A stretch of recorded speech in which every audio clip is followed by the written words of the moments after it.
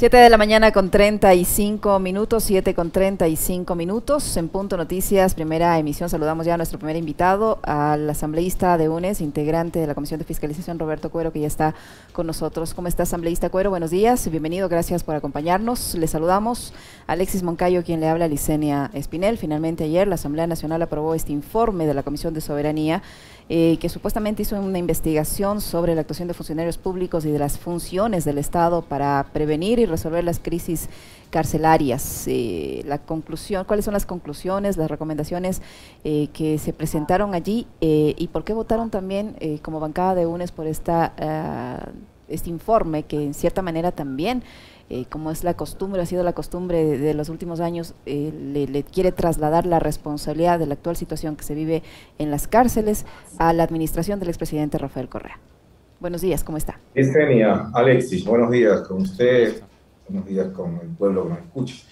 Un saludo cordial. Efectivamente, Licenia, ayer la bancada tomó una decisión colectiva, como siempre, orgánica, y apoyamos el informe. Quiero destacar que no estuve presente en la asamblea, tuve un contratiempo familiar y tuve que tomar un vuelo ayer mismo por la tarde. Ahorita estoy en Guayaquil. Sin embargo, es de conocimiento público la decisión que tomamos como bancada. Quiero indicar, estimada Licenia, que definitivamente, más allá de que el informe tiene algunas recomendaciones interesantes, importantes, creo que una vez que se traslade este sentimiento legislativo al Ejecutivo, que básicamente es quien debe tomar decisiones para resolver el tema carcelario, permítame solidarizarme con todas las víctimas en todos estos tiempos de nefasta administración de las cárceles, y también, si me permite, solidarizarme con una ex compañera que acaba de fallecer, la ex ministra de Finanzas. Yo creo que, Licenia, el gobierno ha perdido el horizonte y la sintonía con lo que está pasando en el sistema carcelario. Creo que es pertinente recordarle a los ciudadanos cómo nosotros abordamos este tema. Acuérdese usted, cuando Rafael Correa llega a la presidencia de la República, en el 2017 inmediatamente se tomaron algunas acciones.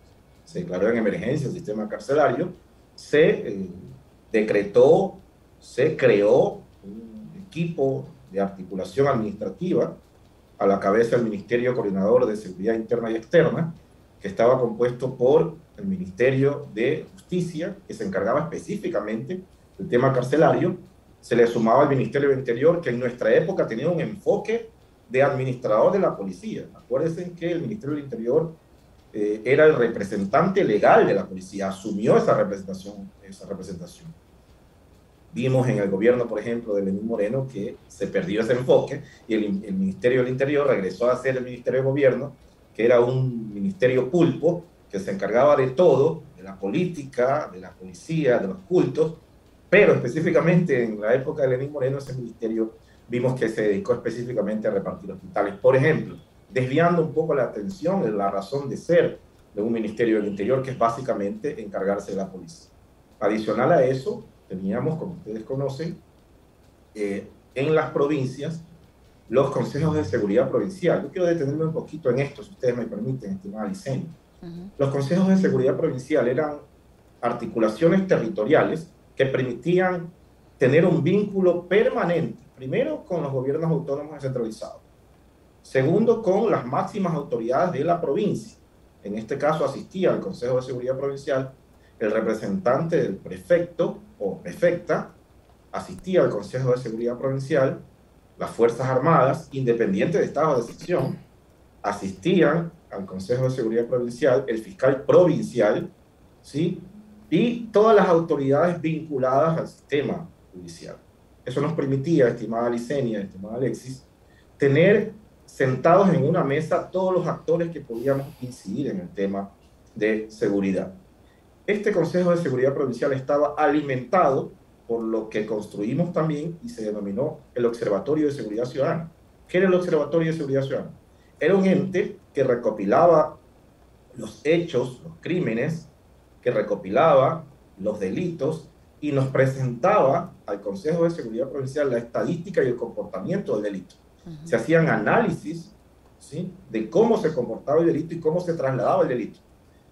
¿Qué nos daba eso, estimada Licenia? Nos daba la posibilidad de en conjunto poder desarrollar estrategias que georreferenciaban el delito y poder actuar como operativo. Un Consejo de Seguridad Provincial sin información estadística no sirve de nada, está ciego. Este Observatorio de Seguridad Ciudadana nos permitía tener incidencia concreta en el comportamiento del delito y las acciones que planteaba. Yo le he dicho a los señores del gobierno, y perdónenme la falta de modestia, con la autoridad que me permite ahorita como asambleísta y haber sido gobernador de la provincia más grande del país, si no cambian el modelo de gestión, así saquen funcionarios de esas áreas y vuelvan a poner otros, no van a poder resolver el problema. Esto implica una articulación, estimada Licenia, estimado Alexis, de un grupo de administradores con el liderazgo del Ejecutivo. Hemos visto cómo se tira la pelotita entre Corte Constitucional y Ejecutivo diciendo que el estado de excepción no les permite esto o aquello. Puede ser. Sin embargo, quiero recordarles, estimada Licenia, que sin estado de excepción había la articulación en la época de Rafael Correa con Fuerzas Armadas. Hay que decirlo con todas sus letras. Las Fuerzas Armadas eventualmente no terminan de entender el nuevo rol que demanda la sociedad y su comportamiento. Por eso es importante que haya el liderazgo del Ejecutivo para que esto sea. Asambleísta, perdón que le interrumpa ahí porque... Perdón que le interrumpa ahí porque a mí me parece súper importante lo que usted está mencionando y aclararle esto a la gente porque han impuesto durante todo este tiempo y durante el gobierno anterior un relato que ha hecho que mucha gente se come el cuento, ¿no? Y acá, digamos, son cosas que no pasan tanto por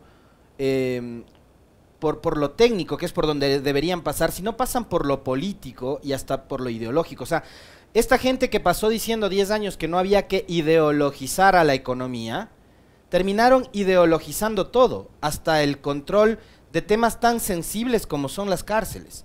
Entonces, como la ideología de Moreno, de Lasso, de Nebot, de todos los que montaron el trujillato, era destruir lo que dejó el correísmo, dijeron, a ver, vamos eliminando lo que encontremos al paso. Entonces eliminaron el Ministerio Coordinador de Seguridad.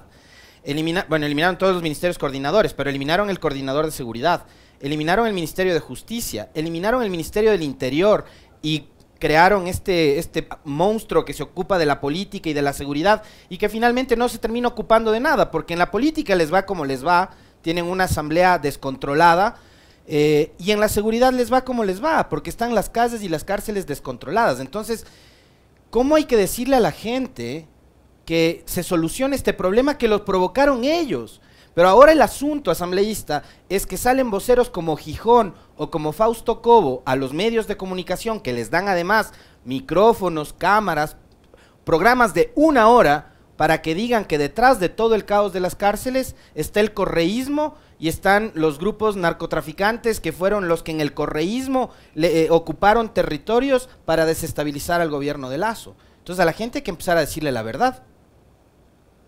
Estimado Alexis, la gente no come cuento, Alexis.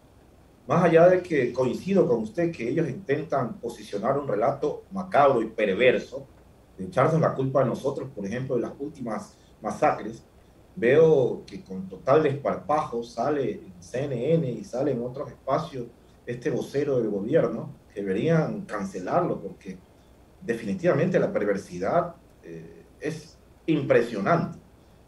Y la gente no come cuento, Alexis. La gente no cree, ni creerá que para nosotros generar un estado de conmoción social por el tema Pandora Papers, hayamos nosotros, o haya el expresidente Correa desde Bélgica, atribuyéndole al presidente Correa unos poderes más allá que ex-Said Javier, que pueda controlar desde allá inclusive las cárceles para poder generar una situación como la que vimos la semana pasada. O sea, aparte de perverso, eso es torpe, porque la gente no les va a creer eso. Yo creo que, estimado Alexis, aquí hay la concurrencia de una serie de omisiones, una serie de torpezas, una serie de posiciones totalmente rígidas de no entender que no se trata de si el modelo ha sido correísta o no. Aquí se trata de que el modelo funcionó, Alexis. Bajamos las muertes violentas por cada 100.000 habitantes a 1 dígito. Eso está ahí, eso es historia, está en las estadísticas. Es sencillo, uno ingresa a las páginas y puede encontrar los resultados. Cambiamos el enfoque de lo que es la rehabilitación social. Obviamente incluyendo el tema de derechos humanos. Usted veía las cárceles en esa época. La alimentación de los presos en esa época, de las personas privadas de libertad, era completamente distinta. Actualmente son espacios donde hay un hacinamiento terrible y un enfoque inhumano de cómo tratar a una persona que eventualmente ha cometido algún delito. Y lo peor de todo, estimado Alexis, lo peor de todo, las últimas matanzas fueron una crónica de una muerte anunciada. Vimos que mientras las altas autoridades del país y de la provincia estaban celebrando el 246 aniversario de los Marines de Estados Unidos, como que si fuéramos colonia norteamericana, en el mismo momento y en vivo, a través de Facebook Live, estábamos viendo cómo las cárceles estaban incendiando y matando gente. O sea, hay una indolencia terrible, estimado Alex, que no es culpa de ellos. ¿Cómo que no va a ser culpa de ellos si tenían que actuar, estimado Alexis? O sea, no se está diciendo que ellos no tenían que actuar. Tenían que actuar, estimado Alexis Licenia. ¿O no sabían lo que estaba pasando en las cárceles? Lo sabían de días anteriores. Pero Gijón ha dicho el viernes anterior en una estación de radio acá, lo dijo en un canal de televisión nacional y en un medio internacional, que la masacre del viernes coincide también con el informe de los Pandora Papers y que todo eso tiene que ver con un intento de desestabilizar al gobierno del presidente Lasso. Alexis, lo de este señor Gijón, aparte de perverso, es torpe, porque la gente no le cree ni aquí ni afuera. El mismo periodista que lo entrevistó, usted vio lo que le hizo. O sea, lo sacó con guante blanco del set porque no le creyó absolutamente nada. Total inoperancia, estimado Alexis y Licenia, de este gobierno con respecto a esta crisis carcelaria. Total inoperancia. Y lo último con lo que sale el presidente Lasso es que ahora descubrió el agua tibia y van a aplicar la autoría por dominio de organización. Es una tontería. Aparte que eso ya está tipificado en el COIP. Pero es una tontería. ¿Qué significa? Que han perdido completamente la sintonía, Alexis y Licenia, de lo que está pasando. El tema es gravísimo. El tema es grave. Y si ellos no entienden que los modelos van más allá de la ideología, van a seguir cometiendo el mismo error. Dios no quiera, ojalá me equivoque. Pero de aquí a mañana, de aquí a un mes, vamos a ver otra vez problemas en las cárceles. ¿Por qué? Porque no están aplicando lo que deben aplicar. El Estado tiene que hacerse presente en ese espacio del país. Si no se hace presente el Estado, vamos a seguir en manos de las mafias organizadas, estimados periodistas. Legislador Cuero, ¿qué va a pasar entonces ahora con esta decisión de la Asamblea Nacional, la aprobación de este informe? ¿Se va a convertir en eso, en un exhorto, o van a llegar a pedir que se rinda cuentas a las autoridades que están a cargo del manejo de las cárceles y de la seguridad como tal? ¿Se va a iniciar un proceso de interpelación a estas autoridades? ¿Qué va a pasar?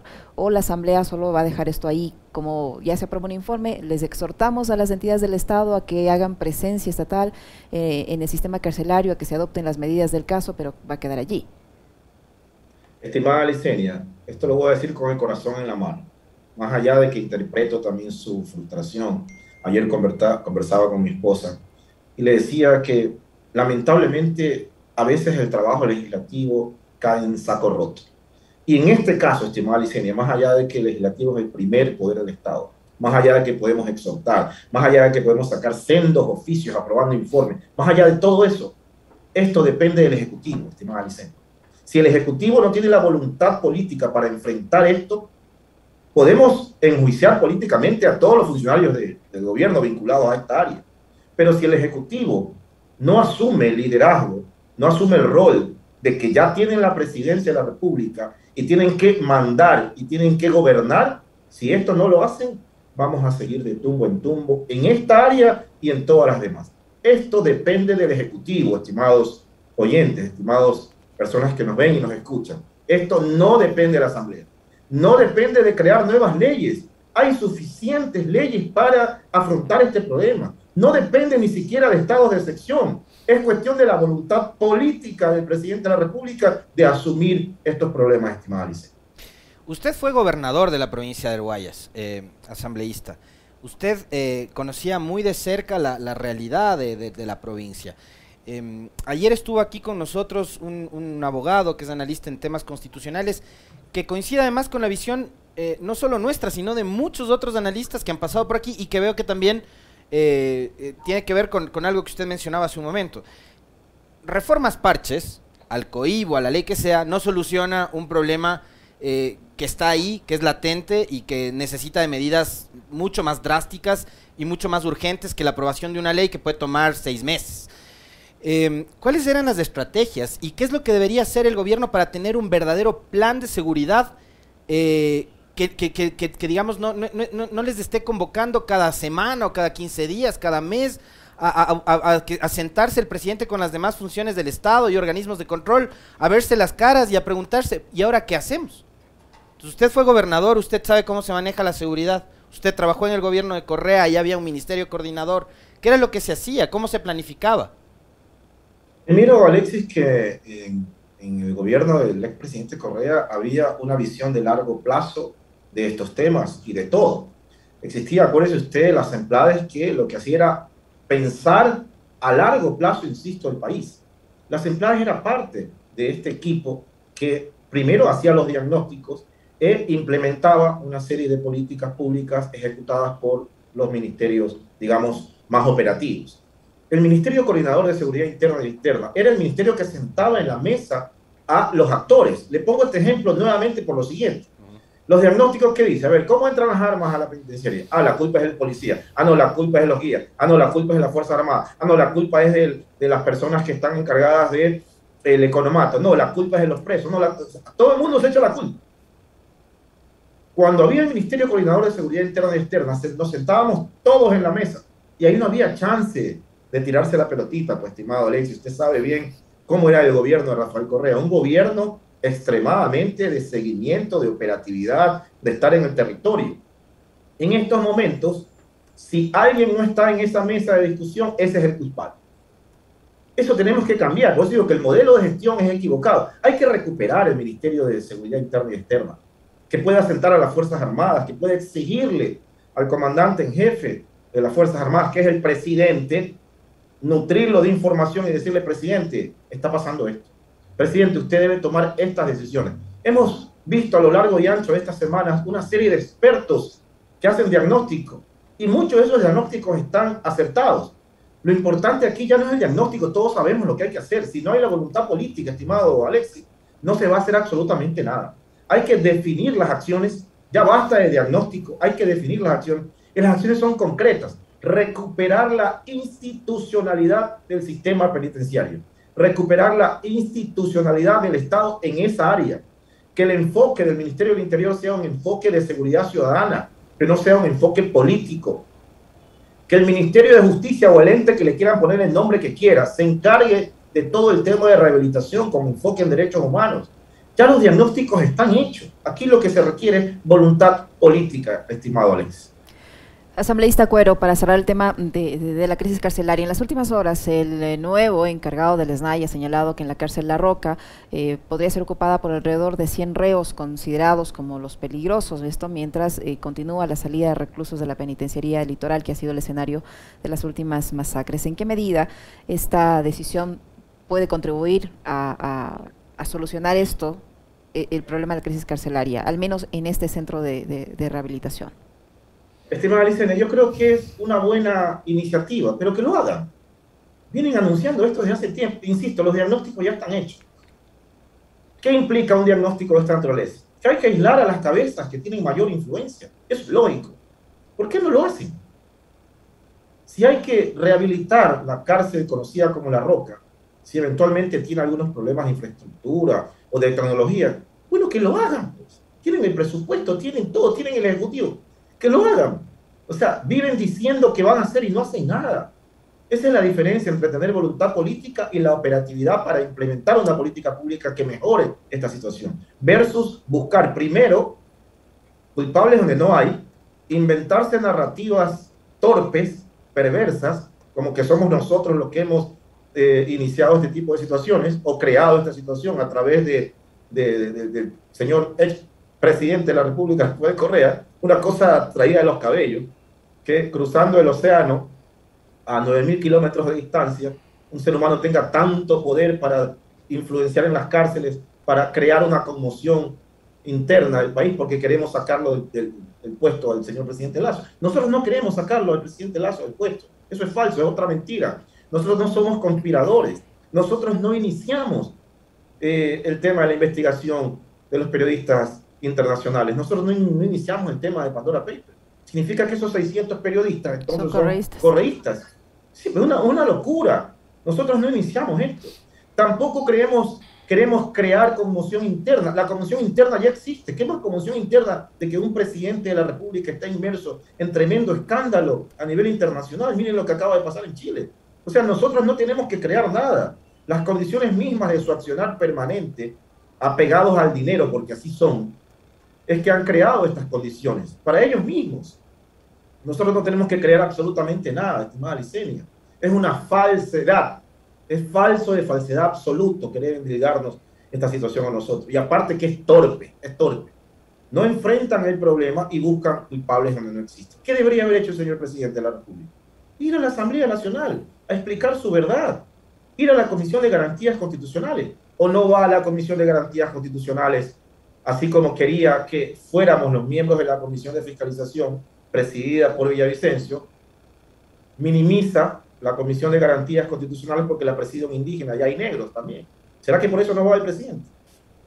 O sea, si ven el doble rasero. A la Comisión de Fiscalización sí voy porque la preside Fernando Villavicencio. Es más, los invito a la Comisión de Fiscalización a Carondelet, pero no voy a la Comisión de Garantías Constitucionales. ¿Qué le voy a ir a rendirle cuentas a un indígena? ¿Qué le voy a ir a rendir cuentas a una negra? ¿Me explico? Ese tipo de acciones también, estimados periodistas, Licenia, Alexis, hay que ponerlas en contexto también. Hay que narrar este tipo de situaciones, porque hay una actitud elitista en el comportamiento del señor presidente de la República. Una actitud... Y ahora que usted ha mencionado a Fernando Villavicencio, asambleísta, qué pena tener que recordarle este episodio bochornoso que tuvo usted que pasar y que lo vimos la semana anterior. Pero ya se va volviendo una costumbre, ¿no? O sea, parecería que en este país el único gobierno y periodo fiscalizable es el de Correa, porque parecería que los 4 años que gobernó Moreno es un bache que para Villavicencio y para el gobierno de Lasso no existen, no están, no hay que fiscalizar nada. Entonces ya nos olvidamos del reparto de los hospitales en media pandemia. Estamos viendo el desastre carcelario provocado por un gobierno totalmente inepto, ineficiente, sin luces, que eliminó el Ministerio de Justicia y dejó el sistema penitenciario a la buena de Dios. Vamos a tener que seguir soportando episodios bochornosos como el de la semana pasada entre Villavicencio y usted en la asamblea, o hay que pedirles que manejen, digamos, los discursos, los temas que los tratan a diario en el Parlamento con un poco más de seriedad. Alexis, espero que no. Yo he sido frontal y categórico con el señor Villavicencio y le he puesto los puntos sobre las IES. Obviamente soy un ser humano y eventualmente pude haberme exaltado, pero el que más se exaltó fue él. O sea, le he dicho que él tiene un resentimiento que lo consume. Y se lo he dicho en público. Y él ha aceptado que tiene resentimiento y que jamás lo va a superar, lo dijo públicamente. Una persona con una actitud de esa naturaleza difícilmente va a poder manejar una comisión de fiscalización con objetividad. Hay un sesgo total, usted lo ha dicho claramente, estimado Alexis. O sea, asumen que en el gobierno de Rafael Correa ha sido un gobierno nefasto, que todos somos delincuentes, que todos somos ladrones. Yo le dije en su cara, yo no soy delincuente. El gobierno de Rafael Correa fue uno de los mejores gobiernos que ha tenido este país. No dicho por nosotros, están las estadísticas. Redujimos la pobreza, mejoramos el sistema carcelario, mejoramos el sistema de seguridad, mejoramos el tema de infraestructura en el área social, hospitales, carreteras, centros de salud. O sea, es más que obvio todo lo que hicimos. Que hubieron errores, posiblemente, de hecho, nada es perfecto. Lo perfecto es enemigo de lo bueno. Sin embargo, no pueden acusarnos de ladrones, de delincuentes. ¿Hasta cuándo vamos a aguantar esta cantaleta? Yo le he dicho en su cara, si él tiene un resentimiento por lo que le pasó, producto de sus excesos como periodista de investigación, acuérdense lo que pasó con él. Él se excedió, y él lo reconoce en una entrevista que le hace Ecoavisa, que él se excedió en firmar una denuncia diciendo que el presidente Correa había salido justamente en este asiado 30 de septiembre, había salido del hospital, ¿sí?, a refugiarse en un sitio para ir planificar su salida. O sea, Pero el gobierno de Correa también se excedió en perseguirlo, porque lo convirtieron en un mártir a Villavicencio. Villavicencio, de esa persecución en el gobierno de Correa, hizo una gran plataforma y hoy es lo que es gracias a los medios de comunicación que lo tienen como un referente, ¿no? Entonces, todo funcionario público tiene que estar a la expectativa de lo que tuitee Villavicencio, porque de inmediato los medios de comunicación replican y la fiscalía abre procesos, pues. Primero que nada, Alexis, yo no comparto con usted la situación de que el gobierno de Correa lo persiguió a Villavicencio. Quien inició sus procesos de perseguir un delito fue la fiscalía, primera cosa. Segundo, coincido con usted en lo otro. Han hecho de Villavicencio una caja de resonancia, o más bien los medios son caja de resonancia de lo que hace Villavicencio, porque obviamente es parte de esta estrategia de desprestigiar al gobierno de Rafael Correa, posicionando cosas negativas del gobierno de Rafael Correa. Miren lo que hicieron con Yachay. Tanto ruido que hicieron con Yachay. Miren lo que hicieron con Coca-Cola Sinclair. Coca-Cola Sinclair, una de las primeras investigaciones de la Comisión de Fiscalización, fue Fernando Villavicencio con otro colega, el señor Pedro Velasco, fueron hasta Coca-Cola Sinclair a ver el tema de la fisura, se hizo todo un escándalo. ¿Y qué pasó esta semana? Coca-Cola Sinclair dice que está trabajando al 100% de su capacidad. Yo sigo esperando que la refinería de Esmeraldas explote. Exactamente, Alexia, eso iba, algo muy parecido con lo que hicieron con la refinería de Esmeraldas. Es el mismo libreto, Alexis, el manual. Echémosle la culpa a Correa, digamos que todo está mal, es el mismo manual. Entonces, Fernando Villavicencio no es otra cosa que un instrumento de esta perversa manipulación de la información y esta perversa manipulación de la verdad. Y en ese contexto, legislador Cuero, ¿qué va a pasar con esta investigación que se realiza al interior de la Comisión de Fiscalización sobre el sistema Sucre? De acuerdo a palabras del mismo presidente de este ente legislativo, el sistema Sucre terminó siendo, dice, la mayor lavandería de dinero de América Latina, y que va a entregar el informe sobre este sistema y el caso del señor Alex Saab, tanto a la Fiscalía como a las autoridades de Estados Unidos. Además, al inicio de estas comparecencias, el mismo señor Villavicencio había reconocido que había una especie de acuerdo entre el gobierno ecuatoriano con el gobierno norteamericano para que se investigue el caso del señor Alex Saab y el sistema Sucre. Licenia, yo lo he dicho categóricamente y con todas sus letras. Esto les cayó del cielo a los señores que están defendiendo la ineptitud de este gobierno y sus trafacías en paraísos fiscales. Lo que han intentado es una especie de juegos pirotécnicos para distraer. Mire, Licenia, un sistema, en este caso el Sistema Único de Compensación Regional, que era un sistema elaborado, ¿no? Pensado, diagramado para mejorar el intercambio comercial entre varios países de la región, no solamente entre Venezuela y Ecuador, como intentan posicionar, sino varios países de la región. No es bueno ni malo per se, sino recordemos lo que ha pasado en 1960 con el antiguo ALADI, que era el ALCA, y ahora se convirtió en ALADI, que es un sistema parecido, muy parecido.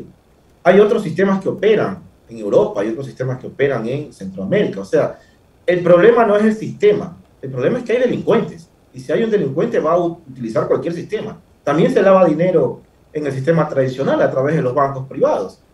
En este mismo caso, el Sistema Único de Compensación Regional, justo la compañía que está siendo investigada, Fondo Global de Construcciones, abrió una cuenta en el Banco de Guayaquil. Una cuenta en el Banco de Guayaquil. Aquí está. ¿Eso significa que el Banco de Guayaquil es parte de este entramado de lavado de dinero? No, pues. El Banco de Guayaquil, supongo, quiero pensar, quiero creer, que abiertamente le brinda sus servicios a compañías o a personas naturales que quieren abrir una cuenta. Eso no nos convierte en cómplices de lavado de activos. ¿Me explico? Entonces, es torpe también la insinuación de un grupo de personas que intentan posicionar que los funcionarios de esa época de nuestro gobierno armaron un esquema delincuencial, un esquema para delinquir. Es falso. Y se va a caer eso por su peso. Hay una persona, entiendo que es venezolano, que vive en Colombia, el señor Sánchez, si mal no recuerdo el apellido, que ha iniciado una denuncia, una querella, la ha iniciado el señor Villavicencio por injurias calumniosas, porque está tratando de incriminarlo, posicionando que él ha tenido que ver en este lavado de dinero, que eventualmente pudo haber pasado. Entonces, cuando hay excesos en los comportamientos, más allá de que uno sea asambleísta, van a haber también la posibilidad de que las personas se defiendan. Entonces, yo sí creo que Fernando Villavicencio debe entender que él ya no es un periodista de investigación, que él representa una de las comisiones más importantes de la Asamblea, que él es un legislador. Y no se puede legislar a la carta, primero.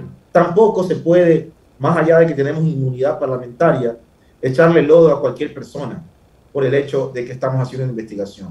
Las investigaciones tienen que ser objetivas, no deben tener sesgo político, porque si no, no tenemos la capacidad de darle a los ciudadanos lo que estamos buscando, que es la verdad.